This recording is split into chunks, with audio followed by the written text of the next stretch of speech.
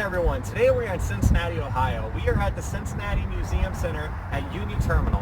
I am here with a UC Bearcat statue, but right here behind me, this is the Uni Terminal. And this, before the construction, which they have done construction completely over the summer. So, not really sure. This is the first time I'm going to be in here since the construction, but they used to actually host 3 separate museums inside of here, as well as an Omnimax. So the Omnimax is a very big surround screen movie theater, so it's absolutely gorgeous. But I'm really excited to go and explore this today. As you can see, the architecture is amazing here. This place was actually built in 1933. We are going to be exploring it today, so let's get at it.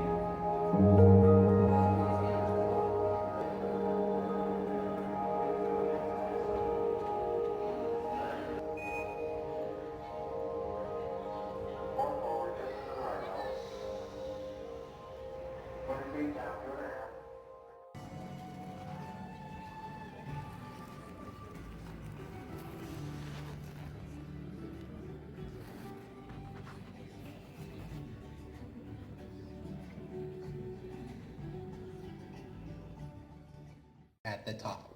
I think that pretty much covers everything, so go ahead and sit back, relax, and enjoy Apollo 11.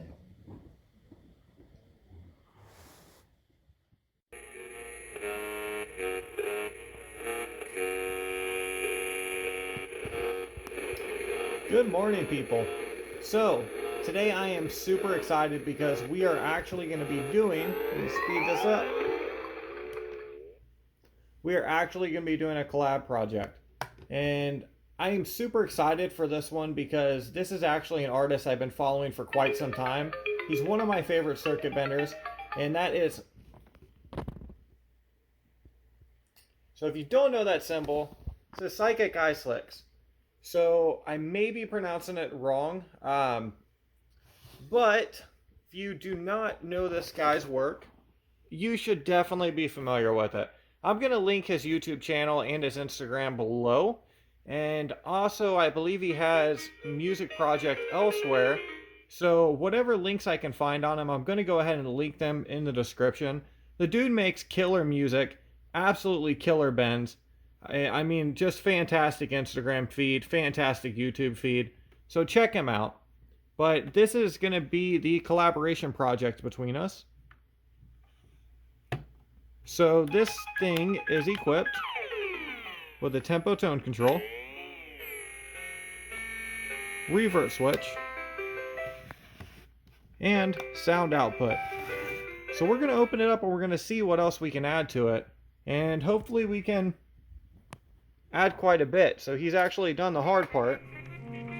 So we'll see what we can do. Just about ready to depart. Should be away on schedule in the next couple of minutes.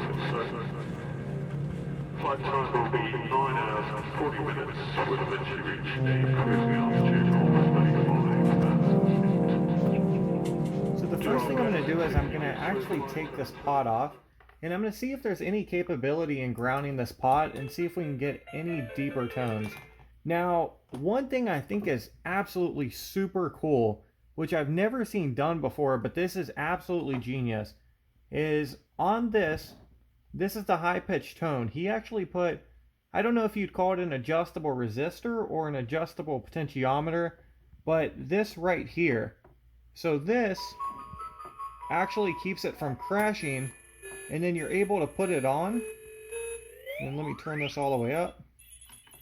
So if you go higher, I imagine it's going to crash the instrument. So what he did was actually put this on and then adjusted it right until it's on its brink of crashing,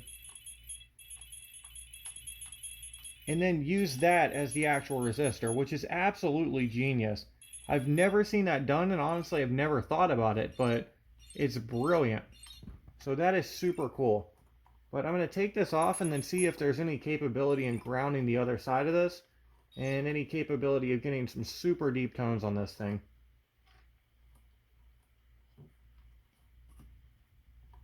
So it looks like we're going to have to take this board out to get the pot out.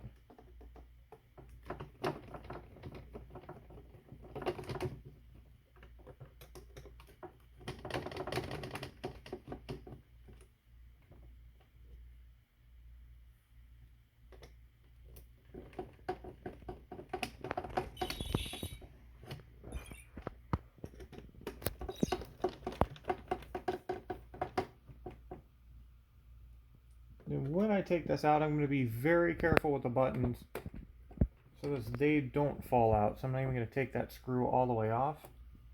I'm just going to pop this out. I'm going to solder this.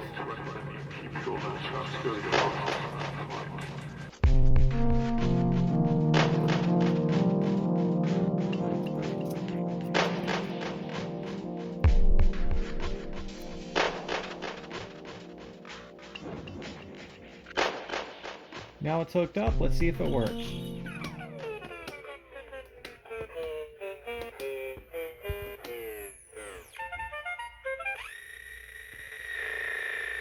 So we have some really heavy deep tone there. But seems like much like the turkey, this actually converts back to normal at a specific point. And then it actually just crashed as well. So we will have to take that ability away and then just get it so where it just very steadily drops down. Yeah, because that's making it a bit unstable. So we do not want that. So we need to make it so where it just goes down and then comes back up.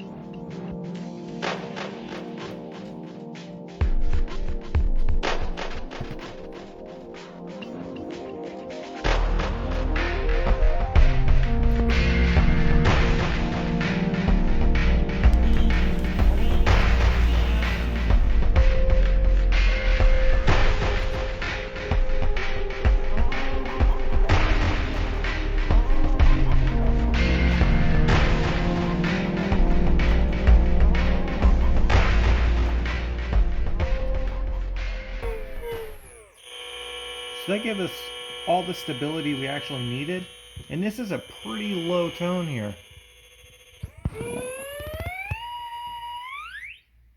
So this instrument's completely stable,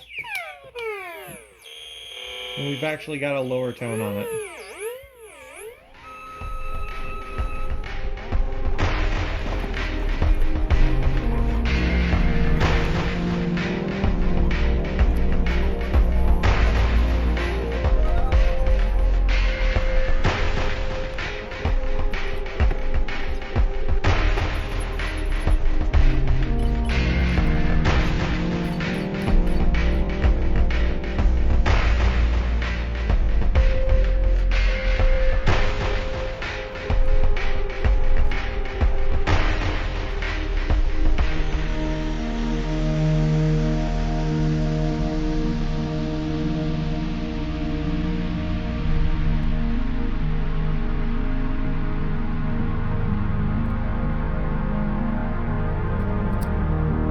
Words and ideas can change the world. A little secret for you. We don't read and write poetry because it's cute. We read and write poetry because we are members of the human race. And the human race is filled with passion, beauty, romance, love. These are what we stay alive for. Like you are here. Life exists in identity. The powerful play goes on and you, let me contribute first. The powerful play goes on and you. So I was playing around with some components, and I found this thing, and your guess is honestly as good as mine on what this thing actually is. It's very, very strange. It looks like a resistor, but there's obviously nothing on there that indicates it is a resistor. Ooh, we got really blurry there.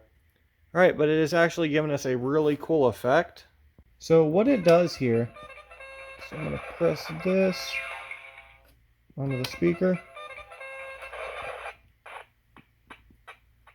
So I'm not breaking that up. It's actually stuttering the instrument. So stopping and going. So I guess it's a stutter switch. I don't know. We're going to add it on switch. And I think it's definitely worth adding. So that's pretty freaking cool. I've never seen that before, but that's pretty cool.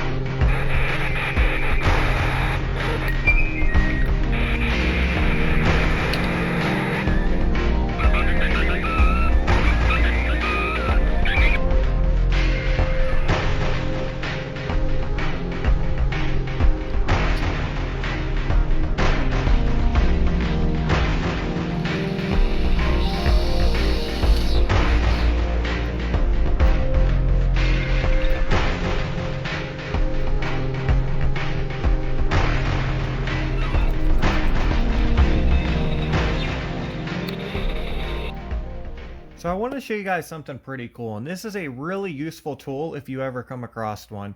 So what this is a resistance substitute. So I call it the resistance finder because with us in circuit bending, what we're essentially doing is we're trying to find the resistance that is going to give us the best effect without actually hard crashing the instrument. And hard crashing is when you actually fry the instrument, or there are instances where the instrument just won't function for a while and then it will come back on. But what this does is it helps us actually avoid a hard crash. And what I have this plugged up to is I have these two alligator clips right here, which is essentially the connection between all of these resistors. So these resistors are between these two connections, and then I have the alligator clips up here running on both sides of the potentiometer that's actually regulating our high point. And what I'm going to be doing here, I have my switch on, and what we're going to be doing is we're going to be stepping through this. So you go highest resistance first to play it safe, and then we're just going to kick it on, kick the next one down. Then I'm going to go 400K, so we're still good.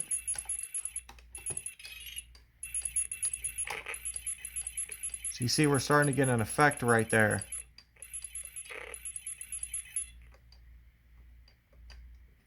And then it just stopped functioning. So we're gonna see if that, put our 300K back on.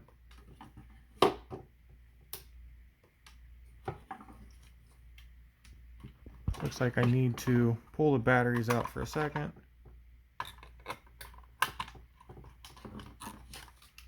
Kick it back on.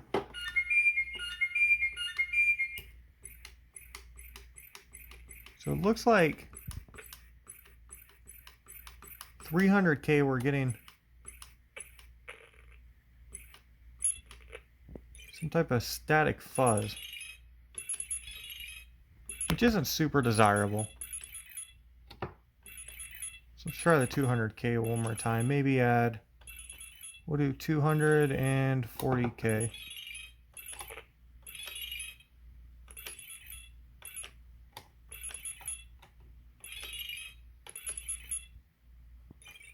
Oh, I didn't kick that one off.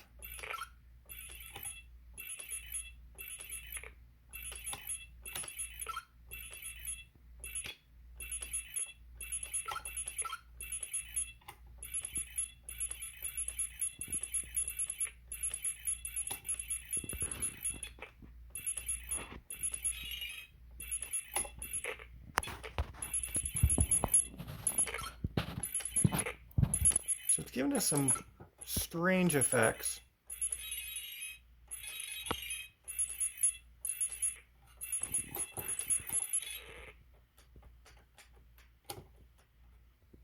All right, and that one stopped it.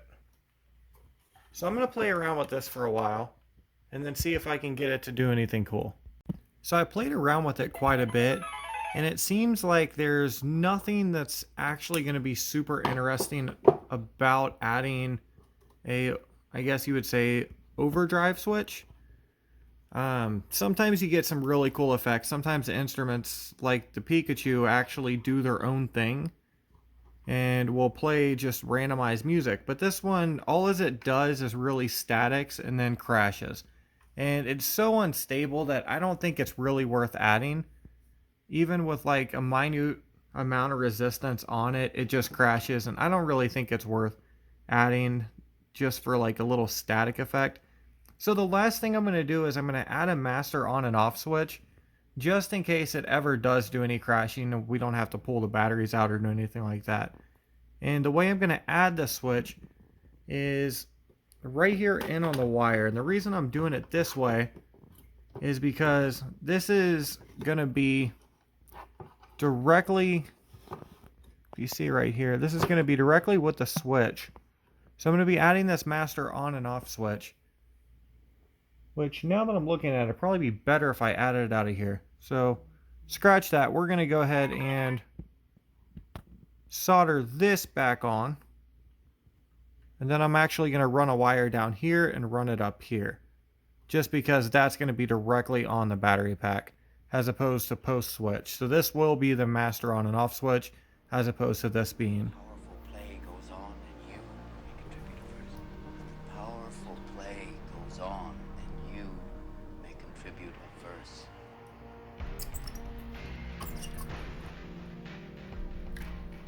So if you're wondering the reason that I'm doing this part instead of the other part, it's because if you look closely, this wire right here is actually running down here as well, which is most likely a ground on the switch. And I would just feel a lot better running this before the switch and before it ever hits that ground or anything like that. So it'll essentially just be pulling the batteries out when we pull this out, except for the ground. So I'm going to go ahead and get a wire here, solder it up here.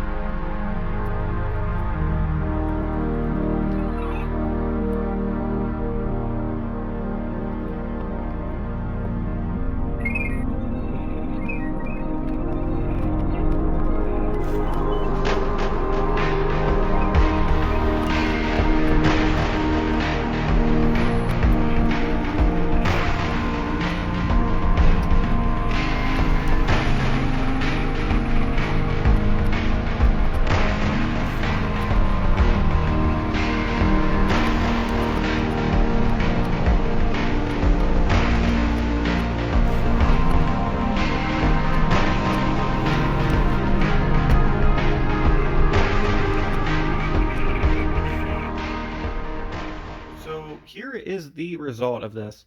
So what we have is we have a master on and off switch, and then we were able to add a really cool looking sound activated LED. We deepened the tempo tone control.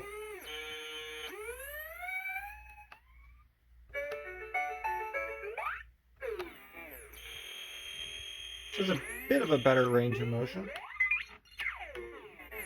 And then we have a stutter switch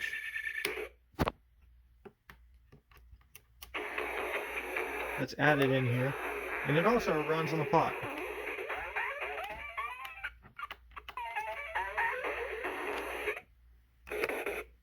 So in my mind, I would say this is pretty successful. So I like the result of this.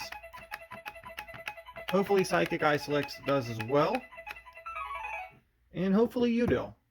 So I really hope you enjoyed this. Hope you enjoyed this video, and I hope you learned something. So with that, everyone, have an awesome day. Thank you for watching.